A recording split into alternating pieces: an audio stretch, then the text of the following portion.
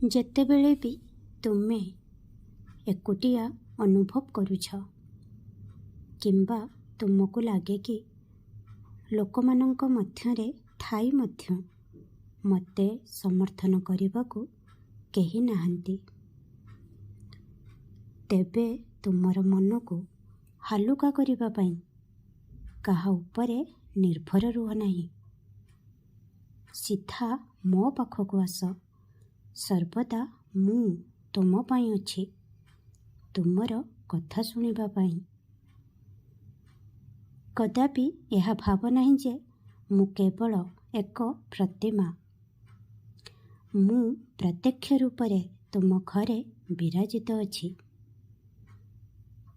ଯଦି ତୁମେ କୌଣସି ଜଣଙ୍କ ଉପରେ ନିର୍ଭର ରହିବ ତୁମର ଦୁଃଖ କଷ୍ଟ ବାଣ୍ଟିବା ପାଇଁ, ତେବେ ତୁମେ ସେହି ବ୍ୟକ୍ତିଙ୍କୁ କହିବ ଯେ ତୁମେ ସେମାନଙ୍କ ବିନା ରହିପାରିବ ନାହିଁ। କିନ୍ତୁ ମୁଁ ଏହି ପରାମର୍ଶ ଦେବି ଯେ ତୁମେ କଦାପି କାହାକୁ ଦେଖାଇବା ଉଚିତ ନୁହେଁ ଯେ ତୁମେ ସେମାନଙ୍କ ବିନା ରହିପାରିବ ନାହିଁ। କାରଣ ଜୀବନରେ ଲୋକମାନେ ଆସନ୍ତି ଯାଆନ୍ତି, କିନ୍ତୁ ମୁଁ ସବୁବେଳେ ତୁମ ସହିତ ରହିବି। ସେଥିପାଇଁ ତୁମେ ମୋତେ ତୁମର ସଖା, ତୁମର ବନ୍ଧୁ ଭାବେ ଗ୍ରହଣ କର ଏବଂ ତୁମ ମନର ସମସ୍ତ କଥା ମୋତେ କୁହ। ଗତକାଲି ତୁମ ଦ୍ୱାରା ଏକ ଭୁଲ ହୋଇଥିଲା, କିନ୍ତୁ ତାହା ଅଜାଣତରେ ହୋଇଥିବା ଏକ ଭୁଲ ଥିଲା।